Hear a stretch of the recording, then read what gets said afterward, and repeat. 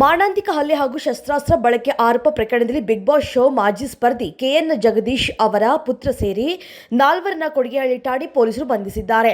ಆರೋಪಿಗಳಾದ ಜಗದೀಶ್ ಪುತ್ರ ಆರ್ಯ ಜಗದೀಶ್, ಅವರ gunman Abhishek Tiwari, car ಚಾಲಕ ಶುಭರಾಮ್ ಕುಮಾರ್ ಅವರನ್ನ ಬಂಧಿಸಿ ನ್ಯಾಯಾಲಯದ ಮುಂದೆ ಹಾಜರುಪಡಿಸಲಾಗಿತ್ತು.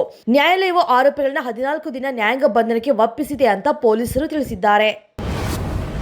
ರಾಜ್ಯದ ಪ್ರಮುಖ ಧಾರ್ಮಿಕ ಕೇಂದ್ರವಾದ ಚಾಮುಂಡಿ ಬೆಟ್ಟದಲ್ಲಿ ಪರಿಸರ ಸ್ನೇಹಿ ಸುಸ್ಥಿರ ಅಭಿವೃದ್ಧಿಗೆ ಒತ್ತು ನೀಡುವ ಉದ್ದೇಶದಿಂದ ಶೀಘ್ರದಲ್ಲೇ ಎಲೆಕ್ಟ್ರಿಕ್ ಬಸ್ ಸಂಚಾರಕ್ಕೆ ಅನುವು ಮಾಡಿಕೊಡುವುದಕ್ಕೆ ಕೆಎಸ್ಆರ್ಟಿಸಿ ತೀರ್ಮಾನಿಸಿದೆ. ಪೆಟ್ರೋಲ್ ಡೀಸೆಲ್ ಬಸ್ಸುಗಳನ್ನು ಕೈಬಿಟ್ಟು ಮಾಲಿನ್ಯ ರಹಿತ ಎಲೆಕ್ಟ್ರಿಕ್ ಬಸ್ಸುಗಳನ್ನು ಬೆಟ್ಟಕ್ಕೆ ಬಿಡೋದಕ್ಕೆ ಕೆಎಸ್ಆರ್ಟಿಸಿ ನಿರ್ಧರಿಸಿದೆ. ಇದು ಸಾಕಾರಗೊಂಡರೆ ಬೆಟ್ಟವನ್ನು ಪರಿಸರ ಸೂಕ್ಷ್ಮ ವಲಯವಾಗಿ ಉಳಿಸುವುದಕ್ಕೆ ಸಾಧ್ಯವಾಗುತ್ತದೆ.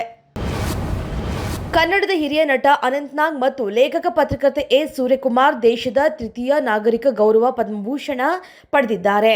2021ರಲ್ಲಿ ಅನಂತ್ನಾಗ್ಗೆ ಪದ್ಮ ಪುರಸ್ಕಾರ ಸಿಗಬೇಕು ಎಂಬ ಜನಸಾಮಾನ್ಯರ ಕೂಗು ಇತ್ತೀಚೆಗೆ ಸಾಕಾರವಾಗಿದೆ. ವಯೋವರ್ಧಿತರು, ಸಂಘಟಕರು ಮತ್ತು ಚಲನಚಿತ್ರ ಉದ್ಯಮದಲ್ಲಿ ಸಾಕಷ್ಟು ಕೊಡುಗೆ ನೀಡಿದ ಇವರು ಈ ಕೀರ್ತಿಗೆ ಪಾತ್ರರಾಗಿದ್ದಾರೆ. ಕುವೆಂಪು ವಿಚಾರಗಳನ್ನು ಪಸರಿಸುತ್ತಾ ಉತ್ತಮ ಹೆಸರು ಗಳಿಸಿದಂಥ ಕುಪ್ಪಳ್ಳಿ ಪರಿಸರದಲ್ಲಿ ಹೈಟೆಕ್ ಮದುವೆ ಆಯೋಜನೆಗೆ ಅವಕಾಶ ನೀಡುವ ಮೂಲಕ ರಾಷ್ಟ್ರಕವಿ ಕುವೆಂಪು ಪ್ರತಿಷ್ಠಾನ ವಿವಾದವನ್ನು ಮೈಮೇಲೆ ಎಳೆದುಕೊಂಡಿದೆ. ಪ್ರತಿಷ್ಠಾನದ ಸಮಕಾರ್ಯದರ್ಶಿ ಕಡಿದಾಳ್ ಪ್ರಕಾಶ್ ಅವರ ಸಂಬಂಧಿಯ ಮದುವೆ ಶುಕ್ರವಾರ ಸಂಜೆ ಕುಪ್ಪಳ್ಳಿಯ ಹೇಮಾಂಗಣದಲ್ಲಿ ಮಂತ್ರಮಾಂಗಲ್ಯ ಹೆಸರಿನಲ್ಲಿ ನಡೆದಿದೆ. ಆದರೆ ಇಡೀ ಹೇಮಾಂಗಣ ಕುಪ್ಪಳ್ಳಿ ಪರಿಸರವನ್ನು ರೆಸಾರ್ಟ್ನಂತೆ ಪರಿವರ್ತಿಸಿ ಅಲಂಕರಿಸಿದ್ದು 500ಕ್ಕೂ ಹೆಚ್ಚು ಜನ, 100 ಕಾರುಗಳು ಭರ್ಜರಿ ಭೋಜನದ ಮೂಲಕ ಕುವೆಂಪು ಪ್ರತಿಪಾದಿಸಿದ ಮಂತ್ರಮಾಂಗಲ್ಯದ ಪರಿಕಲ್ಪನೆಯನ್ನೇ ಬುಡಮೇಲು ಮಾಡಲಾಗಿದೆ.